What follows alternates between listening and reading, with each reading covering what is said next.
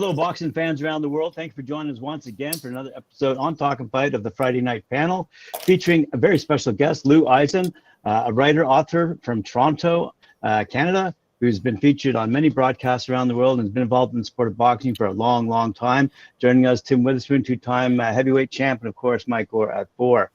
All right, boys, what are we going to start off with tonight? Gonna go. How two-time undisputed world heavyweight champion. Yeah. Yes. Sorry, I missed a word. Sorry. I was going off script. Sorry about that. Two-time undisputed heavyweight champion Tim Witherspoon. That's right. They never said that to me. Nobody ever said that to me. When you were the champ, you were the only heavyweight champion in the world. There was no one else. Thanks for telling me. That's the first time I heard that. Didn't they engrave that on your belt? No, not undisputed, nothing like that. They was just a W. That's the belt right there. That's a duplicate belt because, like I told the show before, I was in beef with WBC people at the time, and when they took the old belt back, so when you win the title, they give you the belt, then you got to give that back because they'll duplicate you one. They never did it for me because I was fighting them, arguing about negative stuff that happened. So, right, guy from England got me that. But also in Ring Magazine, you were rated #1 on the planet. I'm trying to boost that up. That's true. You know that. Yeah. During that time, right? Yes. Oh, right. That's nice. Whoa, I'm really happy. Well, Graham, I can see you blushing. You must got a lot of research. That was really nice. I was really my head wasn't right most of the time. In the beginning of my career, 14 fights, I fought Alphonso Ratliff and stopped him. Everything was going good, and then everything went downhill. After that, when my trainers started doing dirty stuff, my managers got caught doing something, and then we got sold to Don King. But I was going straight up that ladder, training hard and everything. Then after that, I started going back and forth, and this is the results. But I'm still happy. That's good. Yeah. Only few people get to be the heavyweight champion in the world. There's only a handful. Wow. Yeah, it's true. I'd be curious to know how many were undisputed. How did I get to be undisputed? That means you got all the belts, right? Well, but it also means that Ring Magazine and people in boxing and the fans around the world who pay the freight saw you as the best heavyweight on earth. Okay.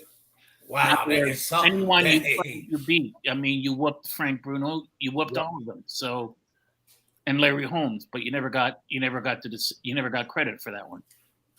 I needed a couple more. I needed 5 more months, or maybe another fight, because 1979 I started amateur. I'm fighting one of the greatest heavyweights.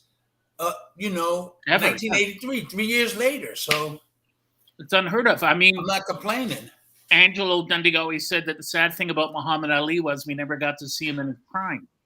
We saw him at the beginning, and then he said by the time his title was stolen from him by the criminals that ran the New York State Boxing Commission and all these sanctioning alphabet bodies that are full of criminals, they stole Ali, and all Ali had done was stand up for his religious beliefs and nothing else. And they stole the title from him. He came back. He's still the best in the world, but he wasn't Superman anymore. He'd lost one step. So I can feel that. I can feel that. Yep. So, and you knew because you were with him all the time. Well, when he fought Larry, and before that, and I had a privilege to be with him, and that was great. And now we talking. I'm not complaining, man. I'm happy. I been involved with all that stuff, and I don't think I'm God because he helped me. He let me be a part of this. That's cool. Yeah, he was the greatest person I've ever met in my life. There was no one like him. Ali, yes. Yeah, he was electric. When we had the podcast before, I was telling him about they had a security right near the kitchen, and the security wouldn't let nobody by. Mm-hmm. They one of them snuck around and knocked on his door. And then he let them all come in, and he told the security to leave them. He was sleeping, and then started playing card tricks, like I told on one of the shows we had. Yeah. Man, he one of a kind. He got up out of his, he was sleeping, he was tired, and somebody snuck by him. They woke him up. He said, leave him alone. That's a chant right there. When I got to tell you, years ago, I was in Montreal, and I was crossing the street going east. Wayne Gretzky, the famous hockey player, was walking south. But he had like 25, 30 bodyguards with him. They wouldn't let me and other people get onto the crosswalk. And I said, I don't care about Gretzky. I just want to get onto the crosswalk. Right. Well, we don't allow it. I said, Ali doesn't do that. And he's the famous man on earth. And I'll be telling everybody. I'll be talking just like you. I'm sorry. Go ahead. No problem. I just said Ali's the most famous and beloved human being on earth, and he doesn't have 30 people around him doing that. That's right on the pin. Right on the pinhead. Yup. I talked about that before. He don't want that around him. No. He don't want it around him. Hey, Lou, while this is top of mind, recall the story that you told me on the phone the other day about Marvelous Marvin Hagler and the autograph, the famous autograph. It's funny because I was at the Boxing Hall of Fame with Angelo in Canastota, New York. And so I'm there, and Hagler, I loved Hagler, but Hagler depended on the mood you got him in. And you could understand that because they never left him alone. And Tim, being the world champion, would know that. Sometimes it's like, you know what, I'm eating or I'm doing this, just give me a minute, please. And I'm in the washroom with him. It's about 10 in the morning. We're at the urinal, and we're talking, and some guy taps him on the shoulder while he's urinating, and I have your autograph. And he looked at him, and he said, are you serious? What with this? And Hagler looked at me, and he said, this is what gets me angry. What annoys me. I almost said, you mean what pisses you off? But I didn't want to say I didn't want to annoy him anymore. And I said to the person, you know what, you should, best thing would probably be to leave. He goes, yeah, but I want an autograph. I said, right now, what you're doing is incredibly rude, and it's probably best for you to leave. And Hagler shook his head, and he said, how can a person not know that? And Angelo told me one time at Caesar's Palace, Joe Louis was in a stall in the washroom. He's sitting on the toilet, and as he's going to the washroom, someone opens the door and asks for his autograph, and Louis actually signed it. Now that's bad. And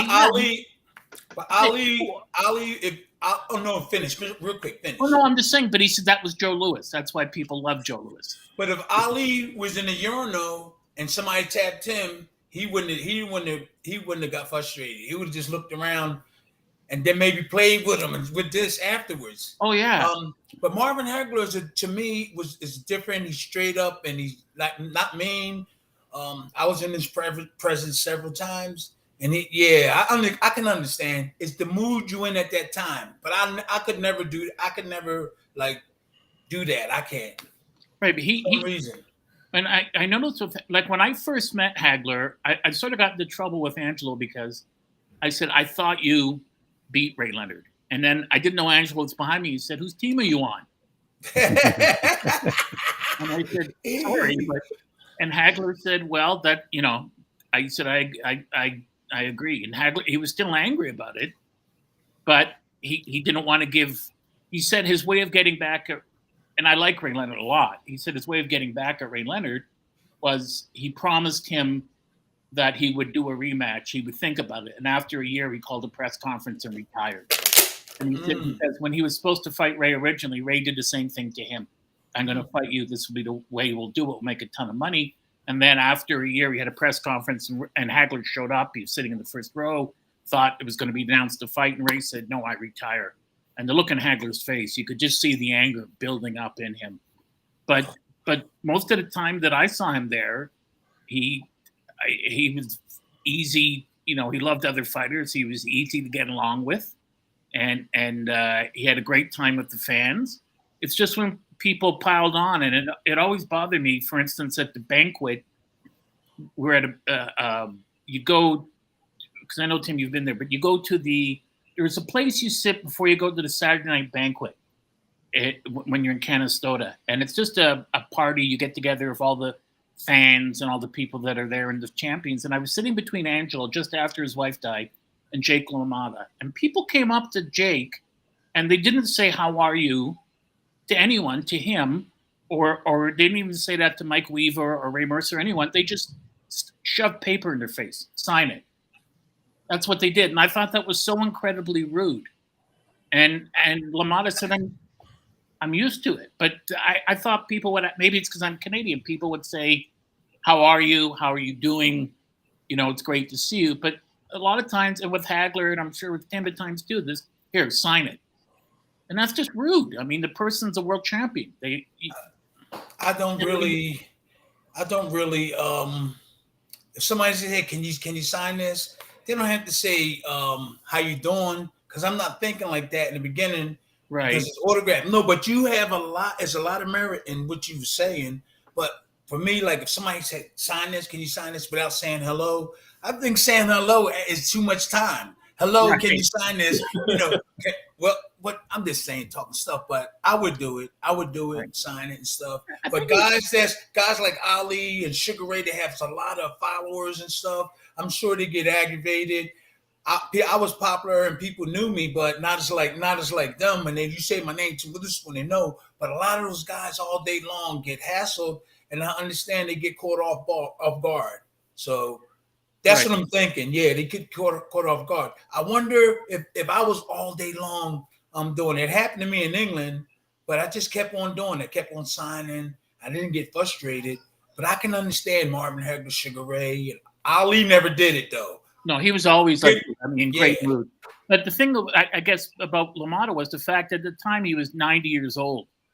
And Angelo was, I think, 85, and his wife had just died. So people kept coming up to him and said to Angelo, how's Helen doing? And I would take them aside and say, Helen just, So rather than just, the fighters always showed great respect for the people there. But sometimes you would see fans getting autographs and then turning around and trying to sell them to other people. And I just thought, that's not why the fighters are there. Angelo was born 5 minutes walk from where I was born and raised. Really? Yeah, South Philly. Angelo, he was born walking distance. Italian neighborhood here, and the Irish in back, and Italian neighborhoods to the left and to the front. Angelo Morena. Yeah, I would say 5 minutes away. Wow, Philadelphia has probably produced, with New York, more great world champions than any other city in the world. Going back a couple hundred years, right? They've produced the most incredible fighters ever in every weight class. They're one of the. I think New York and Philly are the only cities that can claim world champions in every weight class. Whoa. Multiple. Wow. He's a historian. Wow, I listened to it. I was up there in Canada with the bad Hilton brothers. Oh yeah. Ooh, I love them. I love them. They love me, man. I love we was in camp together, but those boys don't back away. I don't care what color, they will not back up.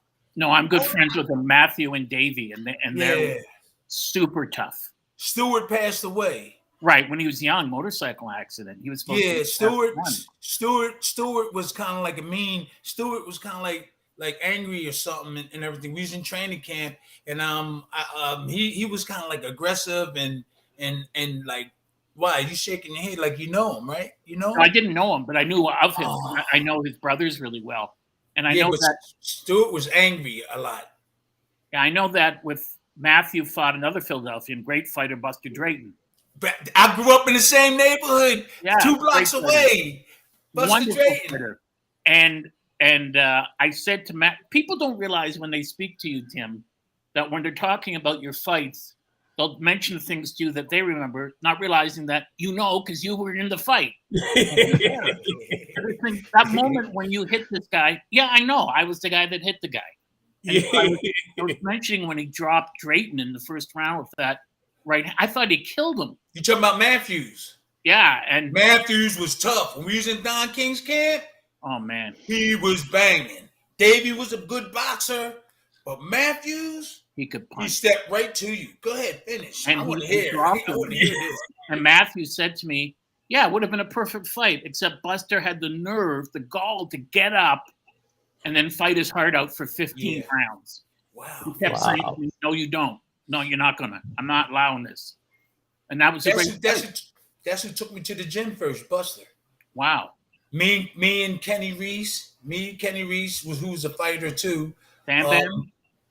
No, Kenny Reese, he never finished because I think he got, the eye situation. But when I first went into the gym, that's why I went in the gym with him and the guy named Keith Davis, who was a football player. He passed away. He was one of my best friends. They passed away about a year ago, I guess. But Buster, that's who I first went in, and we went in with Buster Drayton. And he used to spar with Hagler. He used to train with Hagler.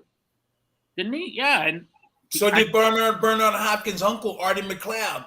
Right. I don't know if you remember Artie McLeod. He had gray eyes. Yeah. He can really rumble. He slip, bang, boom, boom, bang. Bernard just like boom, boom, boom, boom. But Artie get right in your face. Boom, boom, boom, bam. I know that Bam Bam Hines also is another great Philly fighter. Won the world. Philly, Bam Bam, yeah. He trains at James Schuler Memorial Gym. Remember James Schuler? Yeah. Schuler? Yeah. That's where he be up there. Angelo thought that Hopkins would be world champion for all time, forever, because he said when he was fighting, there was no better trained or more disciplined fighter than Bernard Hopkins. He was disciplined, yeah. He said he was brilliant. He outthought his opponents. He was like a chess master. He was 5 to 10 moves ahead of everyone. All time. Something we discussed a couple of episodes ago, though, Lou, was the intangibles within a match itself. So you may be trained to the best of your ability. You may have the greatest skills, but all of a sudden, who is it we were talking about who dropped his hands? Oh, it was Tyson Fury who dropped his hands, and we're saying we're sure he wasn't trained to do that. So there are these intangibles within the match, within these rounds. Could you comment on that maybe? Yeah, well, the most famous fight for that, you have to go back to Jack Dempsey when he fought Jack Sharkey. He was coming. He had to win this fight to get another shot at Gene Tunney. Took his title, and Tunney he hit Sharkey a punch, and Sharkey dropped his hands, put his hands on his hips, and turned to the ref and said that was low. I can't believe you're not going to take a point. And Dempsey knocked him out with a left hook. And Dempsey said, "What to do? Wait for an engraved invitation to hit him again? It's boxing. Wow. You don't drop your hands. If you drop your hands, you're telling me you want me to break your head open." And that's what I did. And you see that in fights. Floyd Mayweather, when he fought Victor Ortiz. Yeah, I couldn't believe they got on Floyd's back because I thought Ortiz flagrantly headbutted him. He should have been disqualified for that. Then he apologized like 6 times. And then Joe Cortez walks away. And what does Ortiz do? He goes to apologize again. Mayweather did nothing wrong. This was ridiculous. You got to keep your hands up at all times. Yeah. And it's like you said, it's the intangibles. When Ali fought Liston the first time, the best odds you can get were 7-1 against Ali. It was not even considered a viable fight. It didn't sell out because no one thought that a young Cassius Clay had a remote chance. It wouldn't go more than a round. And then after Angelo said to him, when you get to center ring for the instructions, you stand up straight because you're 6'3" or 6'3". Liston's 6'1", and you're taller than him, and look at him in the eyes and keep talking to him. Just keep talking to him. And Ali, after the first round, he comes back. Angelo slaps him on the knee and he says, "How about that? He's still here."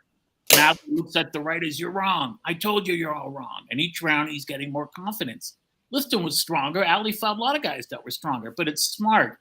It's knowing what to do in the ring. That's what made Tim great. When Ray Leonard did the color commentary for Hagler versus Mustafa Hamsho, Hagler destroyed Hamsho. And Tim Reed, the announcer, said, "Well, Hamsho has guts." And Ray Leonard said, "Guts gets you killed in boxing. Smart wins your fights." So it's the intangibles. It's being able to outthink the guy. Your brain, Angelo would say, is your biggest weapon.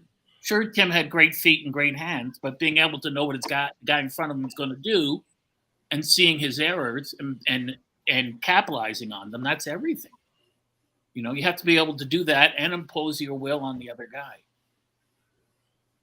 It's, heart and soul. It's more than balance and leverage. It's as much mental as it is physical as well. Right. As a matter of fact, I believe who was the fighter who was bad-mouthing Muhammad Ali at the beginning, at the outset of his career? Terrell? Might have said something about his mother. And Ernie Terrell said something about him. Cassius Clay. And he wouldn't call him Muhammad Ali. Oh, that's right. That's right. He wouldn't call him Muhammad Ali. So and Ali had legally changed his name to Ali. There was no reason not to call him Ali. And Terrell, who was owned by the Chicago mob, he said, well, Ali thumbed me, but Ali never fouled anyone. He wasn't a dirty fighter. No. And Terrell was a dirty fighter, and Ali just dominated him. And all Ali said was, I legally changed my name to Muhammad Ali. Call me by my name. And Terrell wouldn't do it. And Ali just said, well, you're going to do it now, or I'm going to make you do it in the ring. And Ali pitched a shutout, 15 rounds in a row, beat the hell out of him. And Ali that night, I think, beat just about any other fighter that ever lived. I wonder if there was a tactics was they smart enough to use that as a tactics against Muhammad Ali to see if they was mad, or they did it because they just wanted to do it. I'm not going to see maybe because he changed his religion and everything. Maybe it was something against that. I don't know, but why he disrespect him like that? Didn't call him by his name. To get in his head. To get in his head. So it probably was. He probably really meant it too, though. He probably because blacks back then, they didn't really take in Islam as much as they do like today. So that was the beginning, not the beginning of all the blacks, and some of the blacks didn't respect the Muslims. They didn't respect them. Now they do. But back then, maybe Terrell was behind the schedule in terms of knowledge of Islam and all that kind of stuff. And he was saying that. So a lot of blacks was teasing the Muslims back then. Yes, but I know also Muhammad was upset because Terrell had referred to him as Muhammad long before the fight. And he refused to do it in public. Terrell was run by the Chicago mob. Maybe they did told it, him, to get into his head. But when you look in the book I have coming out on Boxing's Greatest Controversies, in the Ali Terrell fight, before the fight, they stripped him of the WBA belt, and these idiots around the WBA who were restaurant owners, just bigots, out and out, old white right wing, vicious bigots, said, "Well, we got to put this guy in his place because how dare a Muslim and how dare a black man tell?" And I'm thinking, how can you? I mean, today, obviously, that would be all over the world virally. Yeah. But they got away with that, and they took his title. And then, of course, it didn't matter because, as I said to Tim about your reign, everyone knew Ali was the best fighter on earth. It didn't matter if they gave it to him or whoever. He's still going to whoop anyone. Yeah. And the way the WBA treated him, and they stole it because, not because of the mob told them to, because they were that bigoted and ignorant. And Ali Ali had a return fight with Liston. And they said, we don't allow return fights. But when Ali signed to fight Liston originally as Cassius Clay, Liston's people, who are also mob, said, if you don't sign for a return, you don't get the original fight. You don't get this fight. You have to give us a return. But was the WBA run by Hispanic people back then? No, it was run by a guy named Ed Lastman who ran these delis. And this is how stupid they were. WBA knew there was a rematch clause. Right? And the only reason they put it in is because Floyd Patterson fought and lost to Ingemar Johansson, beat him a second time, and then had a third match, 3 in a row. And while they had 3 in a row, Liston still had to wait. And then Liston signed to fight Patterson, and they said it was the worst. Liston got like something like, $9,000 or $10,000 for the first fight with Patterson. And they said, out of which the mob stole that. Wow. So 9,000? Got between 9 and 13 grand.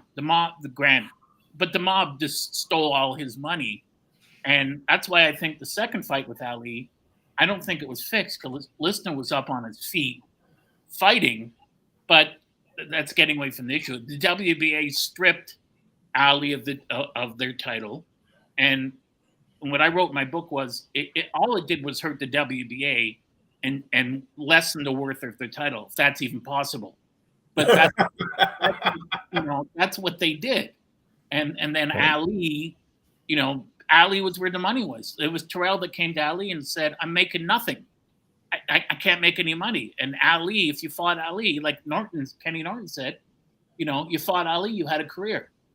Norton was destitute. He had a son, but when he fought Ali, he got all this press, he got movie offers, and he got more money. And Ali was able to do that for him and a lot of people. So the WBA had made a mistake because it hurt them much more than it hurt Ali. And then, as we saw in the subsequent fight, and WBA named as their president, this is how smart they were then, a guy from Toronto who ran the Ontario Boxing Commission named Merv McKenzie. This is a great story. Merv McKenzie was so smart, he set up the Floyd Patterson title defense in Toronto against Tom McNeely, and everyone went to Maple Leaf Gardens to watch the fight, but no one could get in or watch the fight.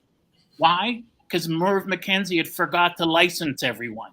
So no referees showed up, no judges showed up, no medical people showed up, and the fans said, sorry, they said, we have to do this another night because the commissioner forgot. Well, you can understand he forgot. He only had 8 months to get it done. And these were the kind of people that were running the WBA. So it's no wonder you have these idiots, and then you have people like Tim, who goes in the ring to risk his life, and has got to contend with these morons that ruin the sport. People that should be running the sport aren't the WBA or WBC or IBF. It should be people like Tim that are from the sport and know the sport, and that will be fair and honest. Not the crooks who sit there and do nothing and rip the fighters off. If Tyson Fury or Tim Witherspoon or someone wins the world heavyweight title, all these organizations, you got to defend against my guy in 4 months. No, you got to defend against my guy. Well, I can't make all of you happy. I can't fight 4 guys on one night.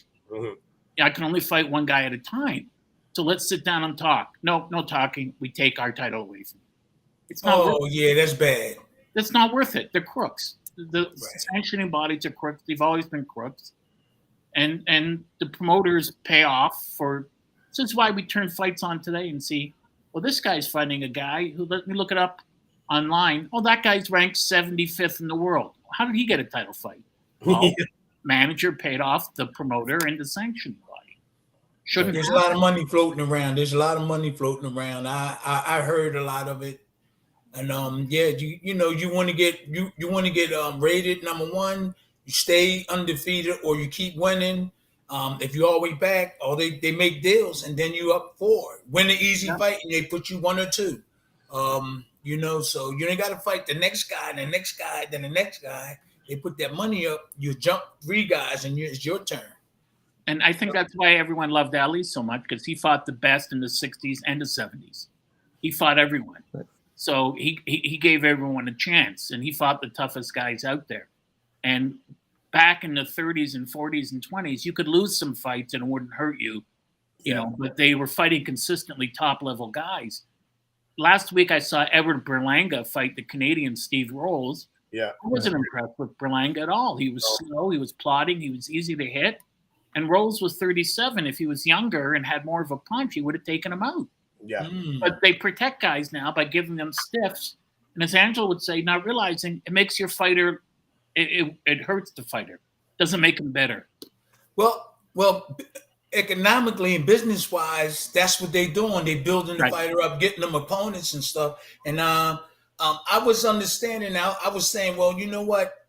It's okay to test them up the ladder, give them somebody harder and harder. But then, if you want to be champ, you got to fight. The best got to fight the best. But they pay. I fought undefeated guys at like 4 and 5 fights. I fought Alfonso at Ratliff at 14 fights. He was undefeated. I fought somebody my 3rd, 4th fight. They was undefeated. So I think that building the boxer gives them confidence instead of just throwing them in. Right. I think we have to sit down and talk about it, because I don't mind. Right? Well, don't put a guy in front of them that's really bad, but put somebody that's compatible. But building a boxer. But that's a skill, Tim. Don't you agree? Angel did that with Ray Leonard and Ali and all his fighters. It's a skill to build them up so he fights somebody that's good that he can beat, but he still learns something and he success a fight. Mike, you was going to say something. Yeah, no, when they start jumping up like that and it's getting paid, you can tell, man, the way the guy bounces back from a loss if not, Right. He gets in that ring, he might jump up 3-4 spots, he might get his ass whooped, and then you're not going to see this guy for a while, and it takes him a long time to get back to where he was. So yeah, you can tell when they're really protecting these guys and they're paying out the pocket to the sanctioning bodies and the promoters. It's seen, and it's just sickening, man, because you're not developing the fighter properly. They have to go through these losses and wins to learn something. It's all a lesson. The whole game of boxing is a lesson from start to finish. You should always be learning something in that ring, no matter what. But what can't be overlooked in all this is what Lou said earlier on the podcast, and that is the fan, though, who's paying everybody's paycheck. It's coming out of the fans' pockets. Right. So there's a balance there between the boxers' needs and the fans' needs. And right now, I think you all agree with me that the promoters aren't doing a fantastic job of pitting the best against the best right now. I think Eddie Hearn's doing a great job at it, though. But I think to build the boxer up, I think that's a good move.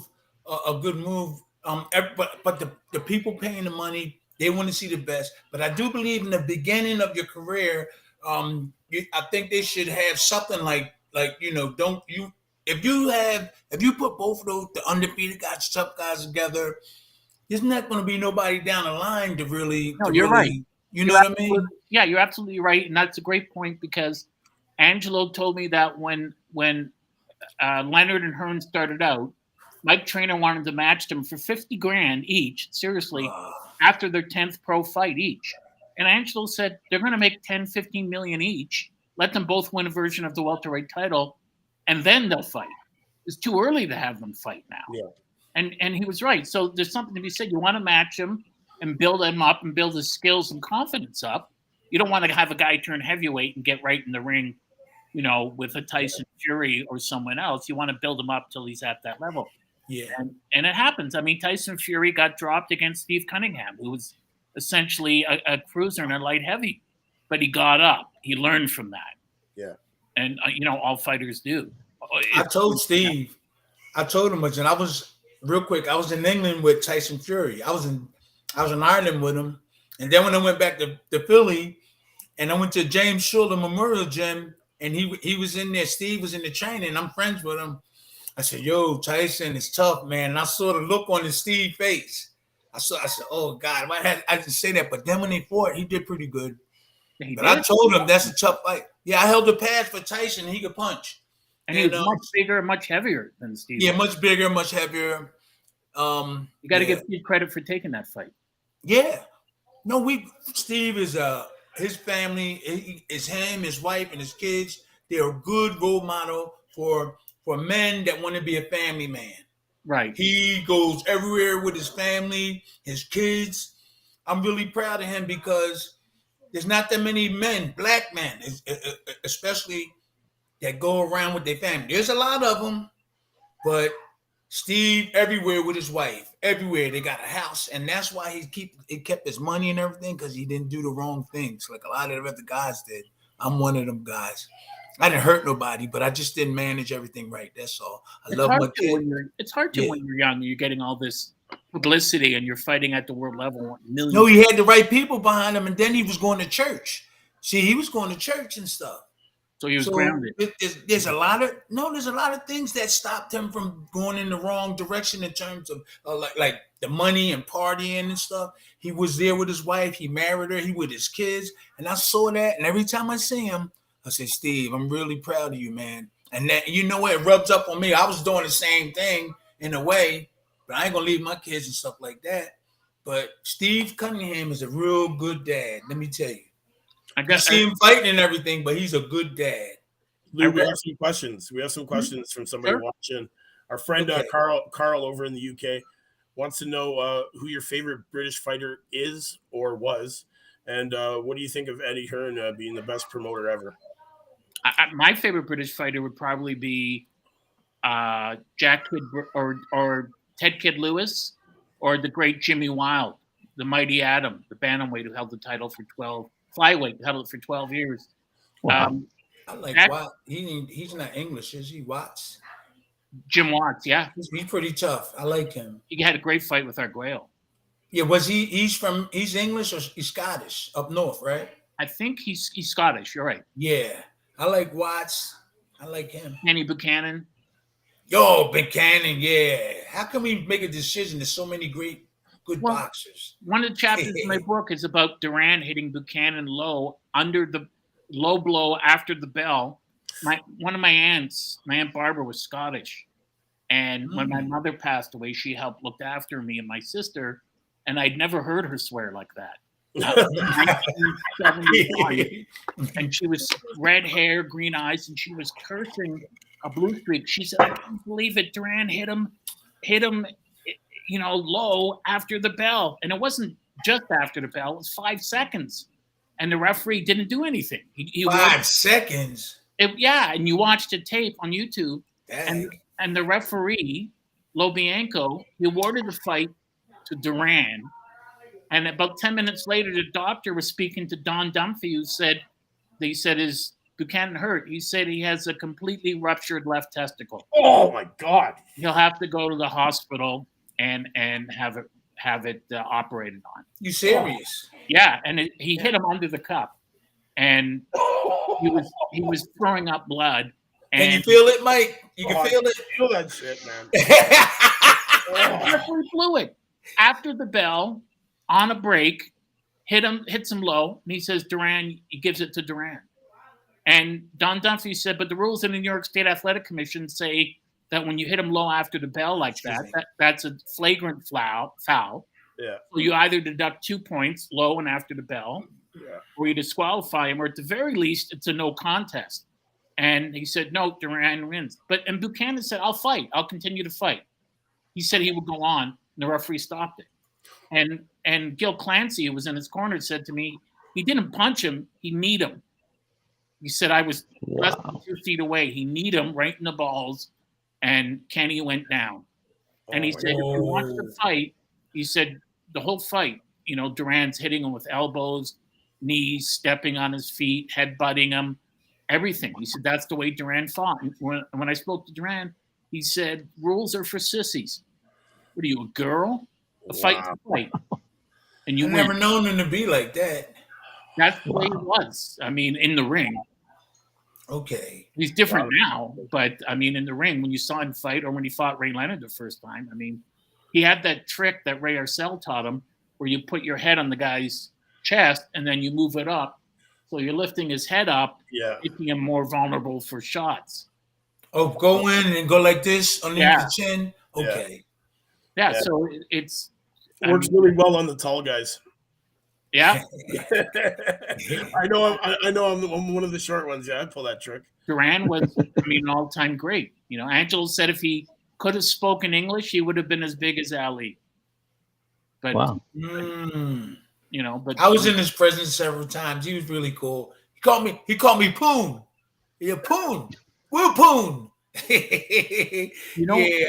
I saw him at the Hall of Fame once, and he sort of flinched when Thomas Hearns came over to say hi. Oh, oh, come on now. I mean, you meant like this? He went like that? Thomas, he was like that because he was sort of surprised. But Hearns shook his hand and hugged him and said, how are you? Great to see you. But when you saw that fight, Hearns starched him in the second round with that right hand. With that right hand, right? Yeah. That was a monster knockout. Hearns did that to a lot of people. Yeah, man. Oh, yeah, he did. He did that from welterweight all the way up to light heavyweight. I do believe if his defense was tighter, if you look at all his fights, he accomplished a lot of he accomplished some good stuff. But if his defense was tighter, he wouldn't have got stopped on a couple of those occasions. If you notice, he had no defense. He was an offensive king. He's an offensive king. Don't get in front of him. Don't get in front of him. Angelo had this argument with Emmanuel Stewart. Emmanuel said to me, I've been having this argument with Angelo for 40 years. He said if Thomas Hearns had great balance, no one would have beaten him as a pro. Who said that? Angelo said that. Okay. And Emmanuel Stewart said, Angelo, I called you every day for 40 years. I've had him since he was 13. I can't get him to do perfect balance. I've stood there outside the ring crying, begging him. And I just thought he's a natural power puncher. Leave it alone. But you're right. I mean, Barkley. I didn't think nothing was too much wrong with his balance. I didn't even see him stumbling that time unless he got hit. Yeah, he was off balance at times when he threw shots or after he threw shots, but great fighter nonetheless. I think it just was the defense. The defensive he didn't have the defense was his defense was the offense, which I think is wrong to tell somebody if your defense, if you keep throwing punches, they won't hit you. When you get tired, you're gonna have to have that defense. So right. And Angela would say to young kids in the gym, you have to know how to box, because if you hit a guy your best shot and he's still there, what do? You have to concede the knockout and win on points and know how to have a great defense. Right. And I had a friend of mine who was a Canadian champion and won a New York Golden Gloves. Martin Mazzara was a welterweight. And he went down to the Fifth Street gym, and Angelo took a look at him for a week. Down in Florida. And Angelo said to him, "You're a nice boy, and you're a good kid, and you punch like a mule kick." Yeah. But he said, "I would recommend you don't turn pro." Why not? You have no defense, and you'll get hurt. And so my friend disagreed, turned pro, and he got knocked out in his first 2 fights. He retired, went back down, and thanked Angelo for his advice. Wait a minute. I didn't mean to cut you off. No problem. Why didn't he say, let's learn some defense? Because I know it's over now. Because my friend was like 28, 29 at the time. And but I'm saying Angelo said that he don't have defense, right? Right. Well, teach him it.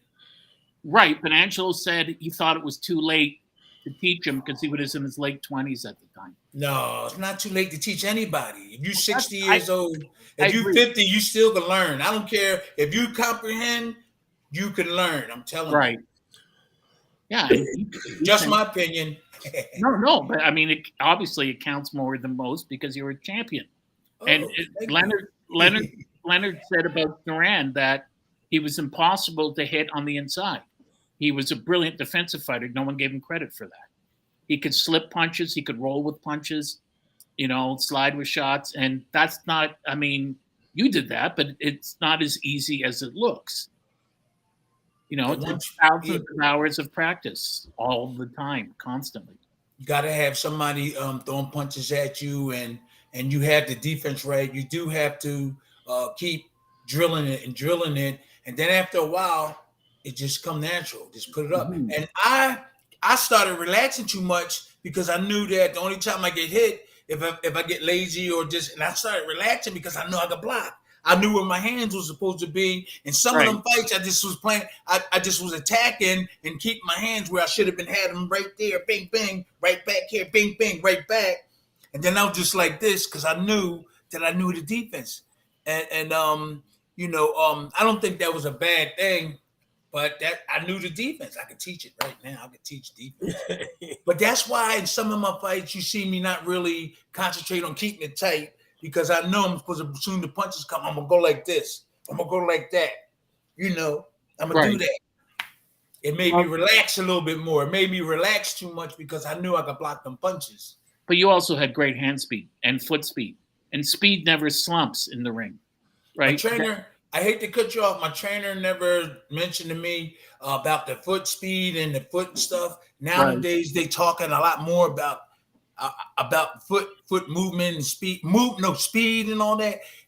So my trainer never told me. He just put my feet in certain situations, told me don't cross them, and just certain ways like that. But nowadays, they talk a lot about foot movement and all that. They could be putting stuff on the floor. The old timers didn't put stuff on the floor. No, he did it naturally. So now they got stuff all on the floor, having the guys do that. You got to be simultaneous. Like when you fight, you got to be simultaneous. Like, boom, right here, And if you follow a guide, I think somebody will pick it up and cut that off. Like if you do something all the time and they keep seeing you doing it, they're going to stop that. So you got to change up. You got to change up. Catch your timing, catch your pattern. Yeah. Yeah. Well, they talk about feet work all the time. I don't understand it. That's what they said, about Ali. If you followed him in a straight line, you were finished because he was too quick. There's a great story about Jack Johnson. Long after his career was over, he went into a gym in Los Angeles, and he did this all the time. and he said that he would have people. He'd say, "Get me your best fighter," and he would draw a small line. He'd stand on it. He said, "I'm not going to move my arms. Keep his arms by his side." And he would have the guy stand 18 inches, 12 inches from him. He said, "When I say go, you try to hit me with both hands." And they could never hit him because his body movement and his anticipation was so good that it was just impossible to land a punch on him. And I'm sorry to mention Angelo so much, but he was there the day that Charlie Goldman discovered Rocky Marciano. Oh, wow. At Stillman's gym, he said Marciano comes in, and this is like in the late 40s, just after the Second World War. And Charlie Goldman was the one who said, never alter a fighter's natural style. So he said, no one ever invents a game just to be beaten at it. So if a guy is a tall fighter, have him fight tall. If he's short, have him fight from a crouch, less of a target. So Marciano walks in, and Al Weil, who was his manager, sends him in, and he said they're watching him, and Angelo's like, I want to go eat lunch. And Golden's looking at a stopwatch and said, just give me 3 minutes and we'll go. And they put him in with a guy who was a stick and move fighter, veteran of like 30 fights. And Marciano hadn't had a professional fight. And so Marciano's throwing punches, and every couple of seconds he's falling down. And Golden says to Angelo, we'll go for lunch. Just leave it alone. I got to watch this guy for at least one round. And Angelo's saying, I'm not going to wait. I'm hungry. And as they turn to look, Marciano hits the guy a right hand, knocks him cold, fractures the guy's skull. Guy never fights again. And so I said, what happened? And he said to Charlie Goldman, you going to actually take him on and train him? He said, a guy like that who can punch, everything else I can teach him. Like you're saying about defense. Yeah. Everything else can be taught. A guy who's got a punch like that at just 186 pounds, you got to keep him. Yeah. You have to keep him. Yeah. And he would put him in the ring and he would tie his feet together. And then he would say to him, turn at the hips, throw the right, shoot it out from the shoulder. And he did the same thing for George Chuvalo when he saw him in New York in the 60s. He would say, George, you're windmilling. You're throwing punches out the window. And he got him to stop. He said, put your arms in, snap the shoulder, turn the hip. And he got in the ring and he tied his feet and he showed him how to do it. Shorten it up.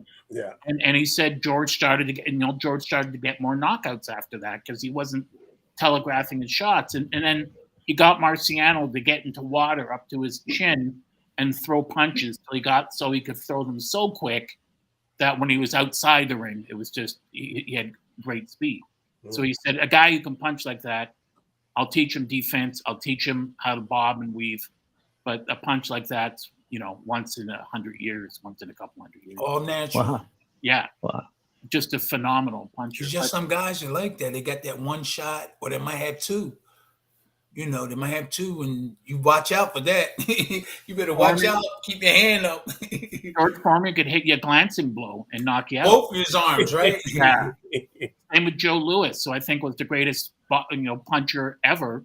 Louis could throw short, murderous shots, and if he hit you once, if he staggered you for a second, you were done. Yeah. You're out, and they don't realize that the reason they call it the bum of the month, not because the guys were bums. These were really good fighters, but he was so superior in talent and strength that he made great fighters look like bums. Yeah. That's how good he was. No one ever in boxing in any weight division could punch like Joe Louis. I mean, no one gives him. It's sad today that people. Whoa, Ernie Shavers. Ernie Shavers. They say he's the hardest puncher of all times. That's what everybody's saying. Go ahead. I would take Louis over him any day of the week because Shavers knocked out guys, but Louis had 25 title defenses. I mean, he had better skills, I think, than Louis had better skills than Ernie Shavers. Right. And the reason is, this goes back years. He had Jack Blackburn, who was one of the greatest lightweights ever, but never got a title shot because he was black.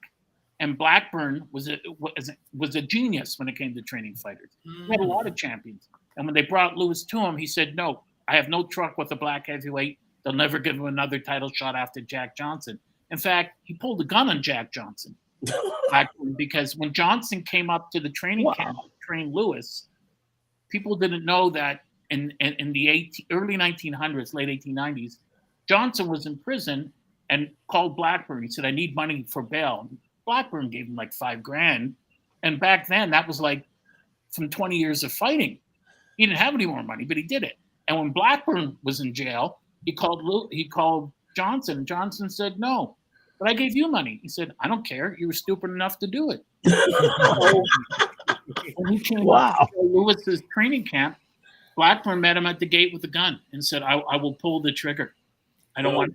He's not going to be like you. You wrecked it for every. I don't think Johnson did anything wrong, but you wrecked it for every fighter after that black fighter that came after you. I mean, Johnson was one of the worst victims of racism ever in the United States, but Blackburn taught Lewis everything. So he taught him, how to punch correctly. How and Lewis said, everything I did in the ring was because of Jack Blackburn. No one had a jab like Joe Louis. No one hooked off the jab like Joe Louis. Once Lewis staggered you 5, 6, 7 punches in a couple of seconds, you were done. And when he knocked guys out, I mean, they went to sleep. They went to sleep. Yeah. But what he does, he takes his time when he gets you hurt. And that's what a lot of the modern day boxers. When he got you hurt. When you hurt somebody, you just take your time and get them out. Like I didn't do that with Larry Holmes. That's why I love James Toney. When Toney fought Jurov, he staggered him with the right hand. Next punch, left hook to the liver, brought his hands completely down, and then he dropped him. Yeah. Joe Louis, when he fought Schmeling in the rematch, that to me is the worst beating I ever saw a fighter take in his life. And before the fight, Lewis napped for 2 hours before the fight. Half an hour before the fight, Blackburn wakes him up, and he's taping his hands. And he said, "You can go to 15." He goes, "No, I'm going to kill him. 1 round or don't count. I'm going to kill him," because he knocked Lewis out in the biggest upset 2 years before. And Lewis said, "No." And Lewis was already champ. He beaten Braddock, and he said, "No, he goes in 1. I'm going to destroy him." And they got in the ring, and Lewis was focused. He comes in. Schmeling landed 1 right hand. Lewis hits him with a jab, right hand. Then a right hand to the left side, broke a couple of ribs, ruptured the guy's spleen. Another right hand, breaks his nose, breaks his cheekbone with another right hand, drops him to the canvas, gets up, hits him again, drops Schmeling to the canvas, and then they throw the towel in, but you weren't allowed to do that then. And then the referee counts him out. But Schmeling was in the hospital for like 10 months after. He didn't go back to Germany. He was that beaten up in New York. This was 10 months? Yeah, this is Yankee Stadium, 8 to 10 months after. And people don't realize this is at the beginning of World War II. Lewis had the weight of the whole world. President Roosevelt said, "You got to do this for the country." This was the fight for world supremacy. Millions of people around the world were depending on this young Joe Louis. And with all that pressure on him, he took a nap before the fight. He went in, and those 2 minutes and 4 seconds was the greatest fighter that ever walked the face of the earth. No one ever. It would take an army to beat Lewis on that night. He was perfect. Wow. Didn't miss a single punch. Didn't waste a single punch. That's crazy. Was perfection in action. There was no one like him. No one, you look at the guys he beat. And when he beat Billy Conn in the 13th round, in the 8th or 9th round, Conn slipped and got his arm caught in the ropes. And there's no rule that says Lewis couldn't hit him. So Lewis stood back. He didn't hit him. And later on, years later, he said, "I didn't hit him because it was the plight thing. I hit him because I still was confident I could come back and knock him out." And he caught him in the 13th round. Conn got cocky, started to trade with Lewis, and forgot that even in a tired Joe Louis, you could take your head off. And he traded with him, and Lewis landed the right hand. Conn's knees sagged, and then 6 in a row, and that was it. Conn was gone. Wow. Wow. It's hard to say, and hard to find anyone at any weight division that was better than Joe Louis. I mean, people today don't give him the credit he was due. And when you look at the newspaper reports written about him, all racist, all bigoted, jungle cat. He was born that way. I mean, all BS, all vicious, racist. Everything he learned was taught. But he was so smart and so brilliant. And he had these great sayings. Like, people think Tyson said it. It was Lewis who said everyone's got a plan until they get punched in the mouth. Mike got that from Joe. That was so rude. And it was when they said, Khan said he's going to run and hide. He said he can run, but he can't hide. He said, not in a boxing ring. And then I saw an interview with him where someone said, I hear you don't like to get punched in the stomach. And Lewis said, who does? Right? Who does like getting punched in the stomach? I never met a boxer who did. No one does. Oh, man, no.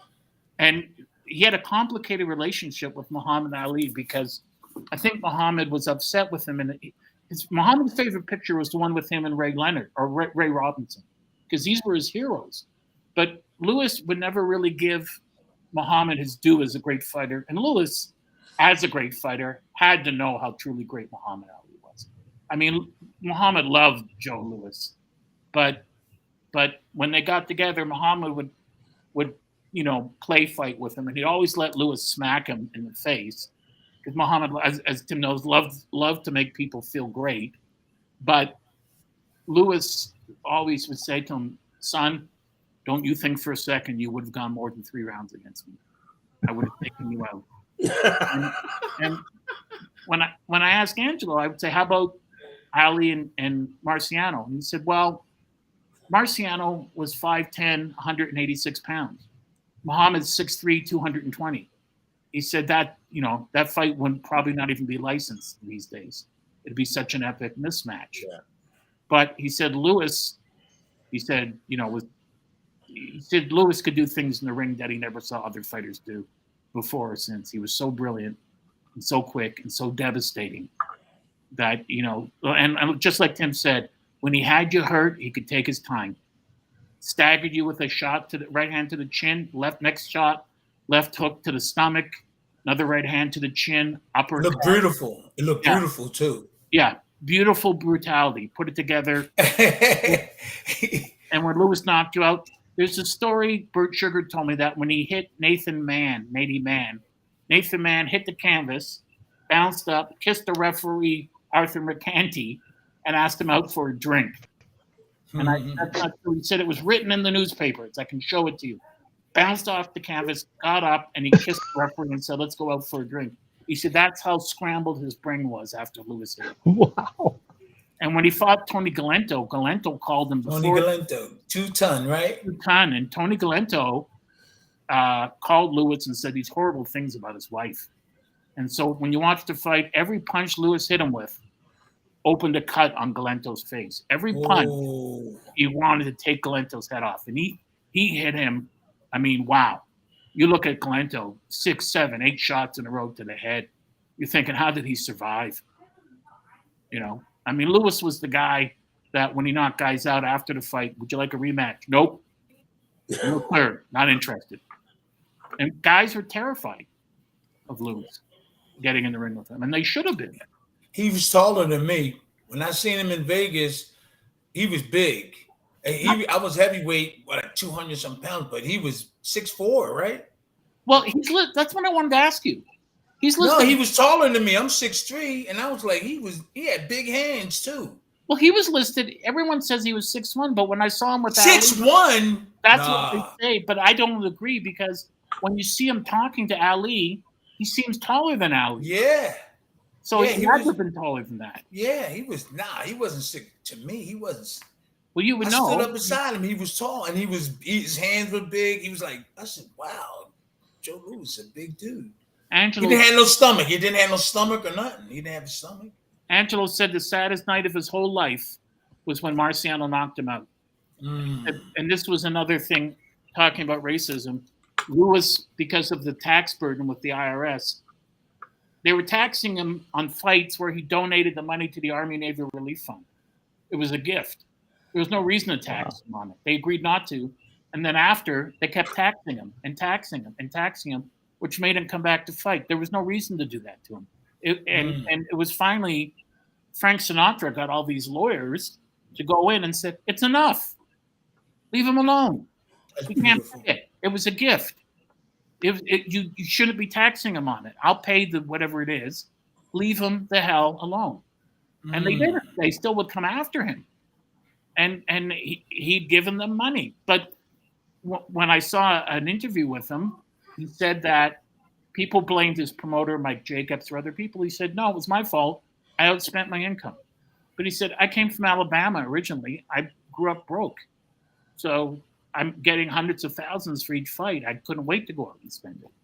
And he said, Mike Jacobs kept saying, Joe, take half of each purse, put it in the bank, put it in an annuity or GIC because your career will end one day. But he didn't, and it was unfortunate. But I put 15,000 in Vanguard and 20,000 in Gene Witter, and like a dumb behind, I took it out. I just ain't trust nobody. Now that you're talking like that, they helped me invest it, and I just didn't trust it. I was getting ripped off by Don, and then people all around me, and I took it out. And if I wouldn't have took that out, I would have a lot of money right now. I'm gonna tell my kids, my grandson, if he box, put some away. Put some money away, please. That's what Lennox Lewis at the Hall of Fame one year. Andre Berto was there, the welterweight. Andre Berto. Yeah, and he was showing this gold diamond watch he had. And Lennox, who was being inducted, said, Andre, I like you. You're incredibly kind. You have a great smile. But financially, you're probably one of the slowest people I ever met because you're in the prime of your career. But this is boxing. You could lose an eye. You could get a brain injury. You could have somebody robbing you. You never know. So that watch is not going to do you any good. And he said to all you fighters out there that have 30 or 40 cars, you can only drive one. He said, put your money away and save it because you don't want to have to come back to this sport when you're in your 40s and get back in the ring. And Lewis said, and Lennox still, he's got every cent he earned in the ring. He saved it and invested it. He didn't want to come back after he had done it. And, so many guys, unfortunately, ended up like that. But in a lot of people, like Tim, in your case, I mean, dealing with a mafioso like Don King, a guy who came from the Cleveland mob who, robbed guys at gunpoint. I mean, it's when Don King got inducted into the Hall of Fame in Canastota, no one stood up. Everyone got up and sat on their hands. Not a single person stood up. I didn't know that. Complete silence. And then Don King was on stage and he was doing his acceptance speech. And he said, and I have Mike Tyson here, it's from Manhattan. And one of Mike's people said, Manhattan? He's from Brownsville. You ripped off how many millions from him? You should know where he is. And so he went to say hi to Mike when he's walking away. Mike said, get away. And he said, I just get away. And Mike's security guys just went, you better leave. Do not go near him. And Mike told me a story once that in Los Angeles, he was in front of the Shadow Marmont Hotel with Don King, and he had just gotten a bill. And it showed that Don King was charging $100,000, I think a month or a week, for these special imported towels. Oh, boy. And it was a funny story because he was beating Don King up, and there were these two old Jewish grandmothers saying, oh, my, oh, dear, that young man seems to be very angry at his father. And he said, as I'm wailing away, hitting Don King over and over and over and over, One of the reasons, real quick, because I know the show is getting late. One of the reasons, real quick, one of the reasons why he wanted to make all his boxers come back to camp so he could simply do what you're just talking about, take their money, and run the build up. So yeah, there's a lot of truth in that. Yeah, I mean, sorry, I'm just reaching for a plug here, but so what you call him did that fight, and he looked at his money, and a lot of us was doing the same thing. Larry Holmes. Yeah. Yeah, George Foreman told me that when he came back after 10 years, he said he didn't go out 10 years because of religious reasons. He went out because he had a 10-year contract he had to sign with Don King. He wanted to wait till it expired. Then he got a lawyer who was a federal lawyer, and to threaten a federal employee is a very serious sentence in the United States. You go to prison for a long time. So they called Don King and they said, listen, George is making a comeback. How much does he weigh? He weighs about, 375 pounds. And do you want to book him? He said, no, I don't want to book him. He'll have a heart attack. And so when George started to do well, Don King said, no, I want a piece of it. And his lawyer said, no, we have you on tape. We got it. I'm a federal lawyer. Can't threaten me. Got to leave him alone. Wow. I outfoxed him. Wow, this has been a great episode. Absolutely enjoyed it. Thanks very much for joining us, Lou. Thank you. And sorry to talk. No, that was beautiful. Hey, I learned a lot. That was beautiful, man. Thank you. Thank you. I'm older than you, though. I'm older than you.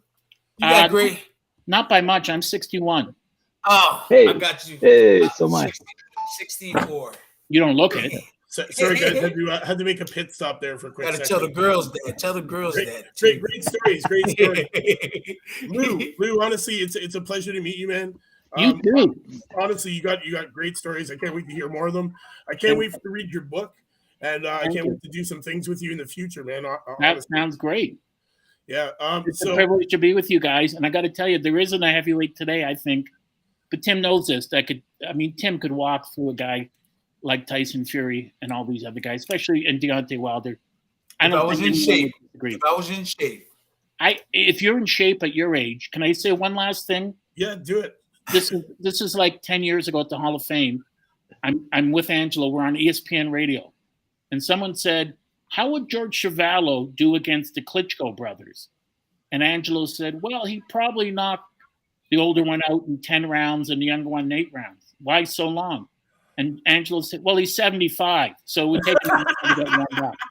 That's my man, George Chuvalo. I was at the thing with him. He is so nice. Yeah, great guy. Quiet. I don't know about how much you know, but I'm very close to George. Yeah, we really. Oh, tell him I said hi. Before we leave tonight, I just want to let all the fans know out there the cards to watch tomorrow, man.